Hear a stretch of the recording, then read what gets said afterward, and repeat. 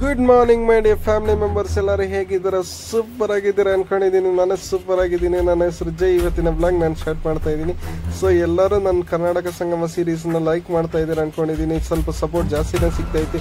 ಇನ್ನೂ ಹೆಚ್ಚಿಗೆ ಸಪೋರ್ಟ್ ನಾನು ಕೇಳ್ತಾ ಇವತ್ತಿನ ಬ್ಲಾಗಲ್ಲಿ ನಾನು ಇವತ್ತು ಎಲ್ಲಿ ಹೋಗ್ತಾ ಇದ್ದೀನಿ ಅಂತ ಹೇಳ್ತೀನಿ. ಅದಕ್ಕಿಂತ ಮುಂಚೆ ಇವಾಗ ಏನು ನೋಡ್ತಾ ಇದ್ದೀರಲ್ಲ, ಇದು Mangaluru private bus stop. Last video ನೋಡಿರೋರಿಗೆ ಎಲ್ಲರಿಗೂ ಗೊತ್ತಾಗಿರಬೇಕು.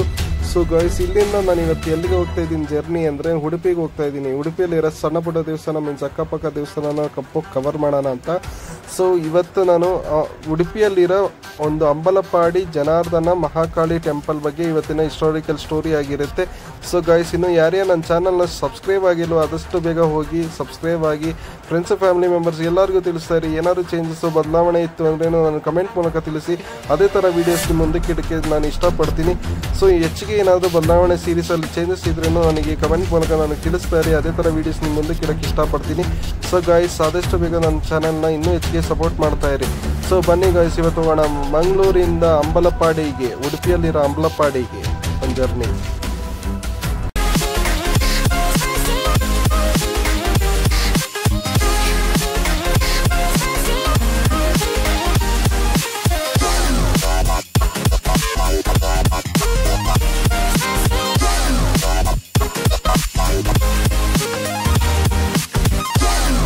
ದೇವಾಲಯದ ಪೌರಾಣಿಕ ಕಥೆ.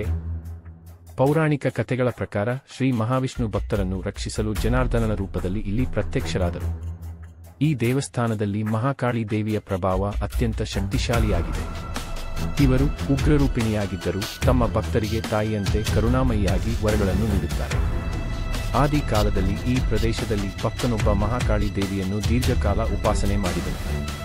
ಆ ಭಕ್ತನ ಭಕ್ತಿಯಿಂದ ಸಂತುಷ್ಟಳಾದ ದೇವಿ ಈ ಸ್ಥಳದಲ್ಲಿ ಪ್ರತ್ಯಕ್ಷವಾಯಿತು. ನಂತರದ ದಿನಗಳಲ್ಲಿ ಶ್ರೀ ಜನಾರ್ದನ ದೇವರ ವಿಗ್ರಹವನ್ನು ಇಲ್ಲಿ ಪ್ರತಿಷ್ಠಾಪಿಸಿ ದೇವಸ್ಥಾನವನ್ನು ಸ್ಥಾಪಿಸಲಾಯಿತು. ವಿಶೇಷತೆಗಳು: ದೇವಸ್ಥಾನದಲ್ಲಿ ಮಹಾಕಾಳಿ ದೇವಿಯ ಮೂರ್ತಿ ಉಗ್ರರೂಪದಲ್ಲಿ ಇರುತ್ತದೆ.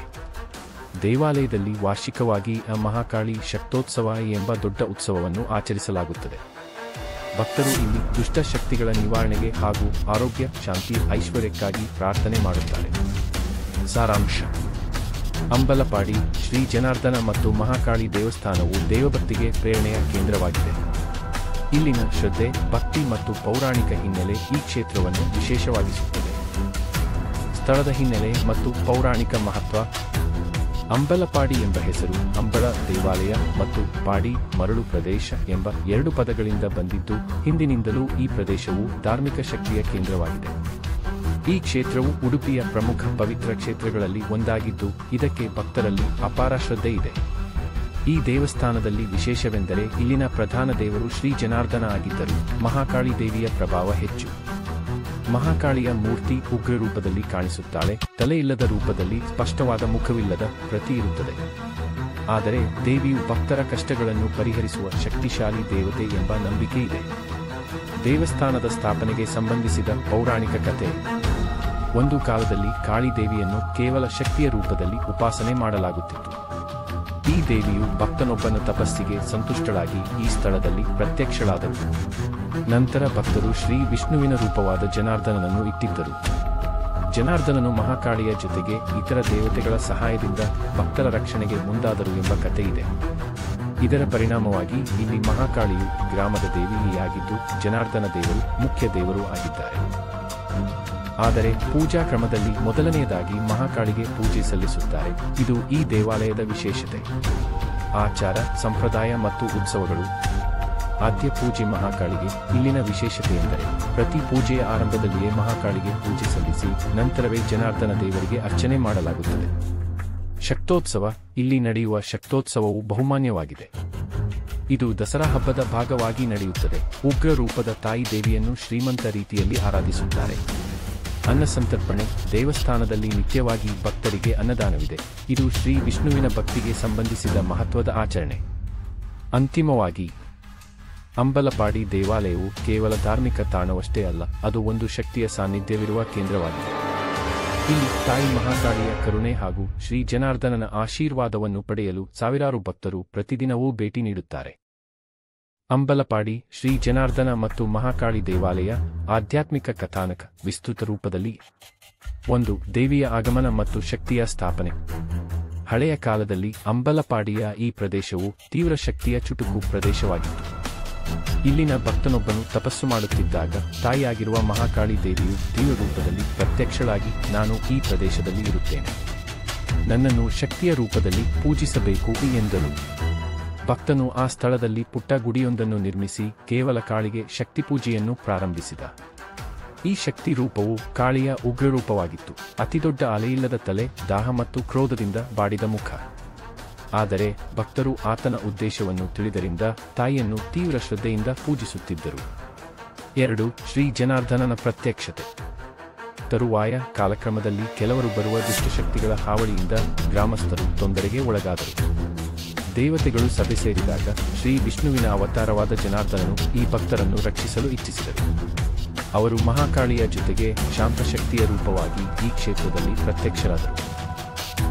ಜನಾರ್ದನನನ್ನು ಇಲ್ಲಿ ಪ್ರತಿಷ್ಠಾಪಿಸಿದ ದಿನದಿಂದಲೇ ದೇವಸ್ಥಾನದಲ್ಲಿ ಶಾಂತಿ, ಸಮೃದ್ಧಿ, ಆರೋಗ್ಯವರ್ಧನೆ ನೀಡುವ ಶಕ್ತಿ ಹೆಚ್ಚಾಗಿದೆ.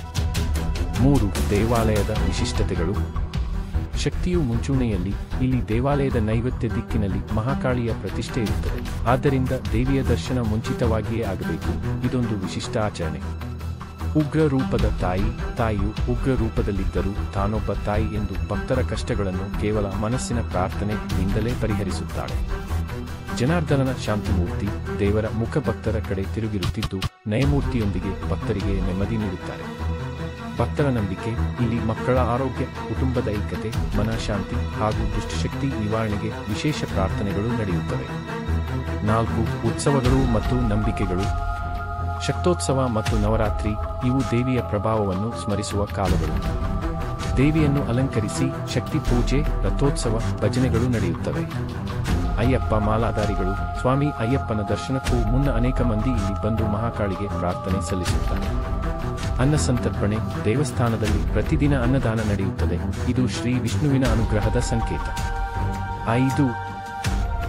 ಶ್ರದ್ಧೆಯ ಸಂಚಯ. ಅಂಬಲಪಾಡಿ ದೇವಸ್ಥಾನಕ್ಕೆ ಬರುವ ಭಕ್ತರು ದೇವಿಯನ್ನು ಜೀವಂತ ತಾಯಿಯಂತೆ ಕಾಣುತ್ತಾರೆ. ಇಲ್ಲಿನ ಶ್ರದ್ಧೆ, ನಂಬಿಕೆಗಳು, ಆಚರಣೆಗಳು ಕೇವಲ ಧರ್ಮವಲ್ಲ, ಆತ್ಮ ಸಂಸ್ಕಾರವಾಗಿದೆ. ಅಂಬಲಪಾಡಿ ಶ್ರೀ ಜನಾರ್ದನ ಮತ್ತು ಮಹಾಕಾಳಿ ದೇವಾಲಯ ಆಧ್ಯಾತ್ಮಿಕ ಪುರಾಣದ ಸುತ್ತಮುತ್ತ. 6. ದೇವಿಯ ತಪೋಭೂಮಿ. ಭಕ್ತರ ಅನುಭವಗಳು. ಅಂಬಲಪಾಡಿಯ ಮಹಾಕಾಳಿಯನ್ನು ಹಲವರು ಪ್ರತ್ಯಕ್ಷ ತಾಯಿ ಎನ್ನುತ್ತಾರೆ. ಇಲ್ಲಿಯ ಬಡವರಿಂದ ಹಿಡಿದು ದೊಡ್ಡವರ ತನಕ ಯಾರಿಗೂ ಭೇದವಿಲ್ಲದೆ ತಾಯಿ ಕರುಣೆ ನೀಡುತ್ತಾಳೆ ಎಂಬ ನಂಬಿಕೆಯಿದೆ. ಪ್ರಸಿದ್ಧ ಅನುಭವಗಳು. ಅನೇಕ ಮಹಿಳೆಯರು ಮಕ್ಕಳ ಭಾಗ್ಯಕ್ಕಾಗಿ ಇಲ್ಲಿಗೆ ಬಂದು ಮಹಾಕಾಳಿಗೆ ನವಗ್ರಹ ಹರಕೆ ಸಲ್ಲಿಸಿ ಸಂತಾನ ಪ್ರಾಪ್ತಿಯನ್ನು ಪಡೆದಿದ್ದಾರೆ. ವ್ಯವಹಾರ, ಉದ್ಯೋಗ ಅಥವಾ ಆರೋಗ್ಯ ಸಮಸ್ಯೆಗಳಿಂದ ಬಳಲುವವರು ಇಲ್ಲಿ ಬಂದು ಹೂವಿನ ಸೇವೆ, ಜ್ವರಪಾತ್ರ ಹರಕೆ ಅಥವಾ ನಾರಿಯಲ್ ಕಳಶ ಪೂಜೆ ಮೂಲಕ ತಾಯಿಯಿಂದ ಕೃಪೆ ಪಡೆಯುತ್ತಾರೆ. 7. ದೇವಾಲಯದ ಆವರಣ ಮತ್ತು ರಚನೆ. ದೇವಾಲಯದ ಮೂಲ ಮಂಟಪವು ಸುಪ್ರಾಚೀನ ಶೈಲಿಯಲ್ಲಿ ನಿರ್ಮಿತವಾಗಿದೆ. ತಾಮ್ರದ ತಲೆದಿಂಡುಗಳು ಹಾಗೂ ಮರದ ಕೆತ್ತನೆಯು ಸ್ಥಳೀಯ ಶಿಲ್ಪಕಲೆ ಸ್ಮರಿಸುತ್ತದೆ. ದೇವಿಯ ಗರ್ಭಗುಡಿಯಲ್ಲಿ ಬಲು ತೀವ್ರ ಶಕ್ತಿ ಇದೆ. ಕೆಲವು ಭಕ್ತರು ತಾಯಿಯ ಉಗ್ರ ರೂಪವನ್ನು ನೋಡಿದ ಮೇಲೆ ಕಣ್ಣೀರು ಹರಿಸುತ್ತಾರೆ. ಅದು ಭಯದಿಂದಲ್ಲ, ತಾಯಿಯ ಶಕ್ತಿಯ ಅನುಭವದಿಂದ. ಜನಾರ್ದನ ದೇವರ ಸನ್ನಿಧಿಯು ಶಾಂತಿಯ ತಾರಕಮೂರ್ತಿಯಂತೆ ಭಾಸವಾಗುತ್ತದೆ. ಬಲೆಗೆ ಕೂಡಿ ಬರುವ ಶಕ್ತಿಯ ಮತ್ತು ಶಾಂತಿಯ ಸಂಯೋಜನೆ ಇಲ್ಲಿನ ವಿಶೇಷತೆ. 8. ಸ್ಥಳೀಯ ಕಾವ್ಯಗಳು ಮತ್ತು ಪದ್ಯಗಳು. ಸ್ಥಳೀಯವಾಗಿ ಅನೇಕ ಭಕ್ತರು ತಾಯಿಯ ಮೇಲಿನ ಭಕ್ತಿ ಕವನಗಳನ್ನು ರಚಿಸಿದ್ದಾರೆ. ಕೆಲವು ಹೀಗೆ. ಅಂಬಲಪಾಡಿಯ ಕಾಳಿ ತಾಯಿ, ಕಣ್ಣು ಕತ್ತಲಾದರೂ ನಿನ್ನ ದಾರಿ, ದುಗುಡದೆರೆವ ಜಯಕೆ ಹಾರಿ, ಕೈ ಹಿಡಿದು ನಾನಾ ಕೈಲಾಸದ ತಾಯಿ.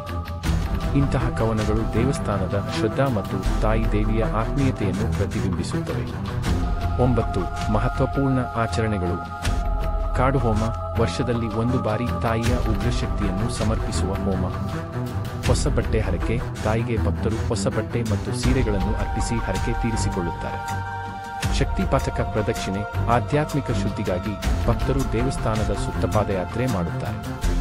10. ಊರಿನ ಜೀವಾಳ. ಅಂಬಲಪಾಡಿಯ ದೇವಾಲಯ ಕೇವಲ ಆಧ್ಯಾತ್ಮಿಕ ಕೇಂದ್ರವಲ್ಲ, ಅದು ಸ್ಥಳೀಯರ ಸಂಸ್ಕೃತಿಯ ಜೀವಾಳವಾಗಿದೆ. ದೇವಸ್ಥಾನದಿಂದ ಅನೇಕ ಸಮಾಜಮುಖಿ ಕಾರ್ಯಕ್ರಮಗಳು ನಡೆಯುತ್ತವೆ. ಗೋಷ್ಠಿಗಳು, ಪುನರ್ವಸತಿ ಸಹಾಯ, ವಿದ್ಯಾದಾನ ಕಾರ್ಯಕ್ರಮಗಳು. ಸಾರಾಂಶದಲ್ಲಿ ಅಂಬಲಪಾಡಿಯ ಮಹಾಕಾಳಿ ತಾಯಿ ತೀವ್ರವಾದ ಶಕ್ತಿಯ ಪ್ರತೀಕ ಮತ್ತು ಶ್ರೀ ಜನಾರ್ದನ ದೇವರು ಶಾಂತಿಯ ಸಂಕೇತ. ಇಬ್ಬರೂ ಒಂದೇ ದೇವಾಲಯದಲ್ಲಿ ಭಕ್ತನ ಜೀವನಕ್ಕೆ ಶಕ್ತಿ ಮತ್ತು ಶ್ರದ್ಧೆ ನೀಡುತ್ತಿರುವ ದೃಷ್ಟಾಂತವಾಗಿದೆ. ಈ ಕ್ಷೇತ್ರವು ನಮ್ಮ ಕರ್ನಾಟಕದ ಆಧ್ಯಾತ್ಮಿಕ ಉಸಿರು ಹಾರುವ ಸ್ಥಳ. ನನ್ನ ವಿಡಿಯೋ ನೋಡಿದ್ದಕ್ಕೆ ಧನ್ಯವಾದಗಳು. ಈ ರೀತಿ ಸಪೋರ್ಟ್ ಮಾಡ್ತಾ ಇರಿ ಮತ್ತು ನನ್ನ ಚಾನೆಲ್ ಲೈಕ್ ಮೇಕ್ ಚೇಂಜರ್ಗೆ ಸಬ್ಸ್ಕ್ರೈಬ್ ಮಾಡಿ. ಮತ್ತು ನನ್ನ ಹೆಸರು ಜೈ ಕರ್ನಾಟಕ ಸಂಗಮ ಸರಣಿಗಾಗಿ ಇನ್ನೂ ಹೆಚ್ಚಿನ ವಿಡಿಯೋಗಳು ಬರಲಿವೆ. ದಯವಿಟ್ಟು ನನ್ನ ವಿಡಿಯೋ ಲೈಕ್ ಮಾಡಿ, ಶೇರ್ ಮಾಡಿ ಮತ್ತು ಕಾಮೆಂಟ್ ಮಾಡಿ.